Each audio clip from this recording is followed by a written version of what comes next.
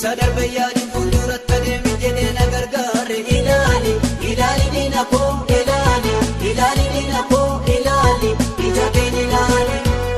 galmeen galagalee barris geeddarame waan haaraa ta'eera ilaali ilaali diina koo ilaali ilaali diina koo ilaali ija keen ilaali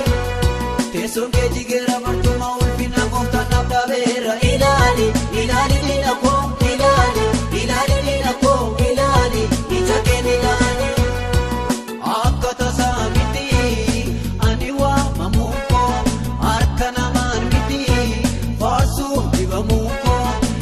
nagara gube gooftaa tajaajilu waaqayyo naa kenne humna diina godhu nagara gube akka tajaajilu aanarrayyuu dhiisne walga'ii tana iddoo dhibbee goolu.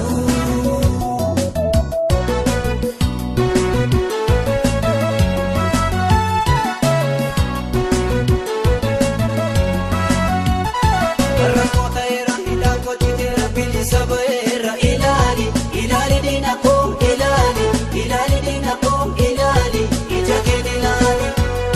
yommuu waaqeffadhu ulfina koon eeggadhu hiikameen waaqessa ilaali ilaali diina koo ilaali ilaali diina koo ilaali ija keen ilaali bultoon koo haaree ayyaanni sadachaan narraa calaqqisa ilaali ilaali diina koo ilaali ilaali diina koo ilaali ija keen ilaali.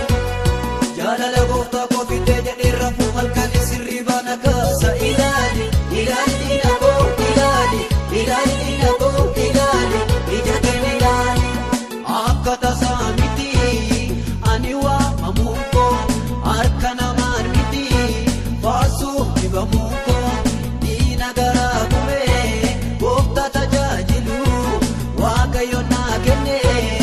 humna diina goolu diina garaa gubee akka tajaajilu aanarrayyuu dhiisne walga'ii tana iddoo dhibbee goolu.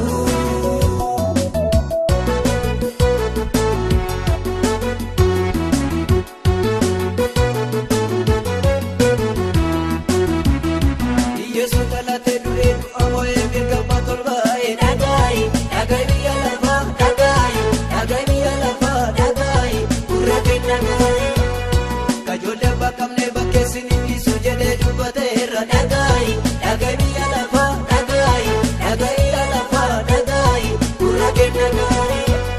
hamaaf gaarii gargar baasuuf yommuu dhufu qulqulloonni nu gubbaa tolbuu taa'amna dhagaayi dhagaayi biyya lafaa dhagaayi dhagaayi biyya lafaa dhagaayi gurra keen dhagaayi achi immoo dhama uggadda tokko malee yeroo waaqayyoon faarfaan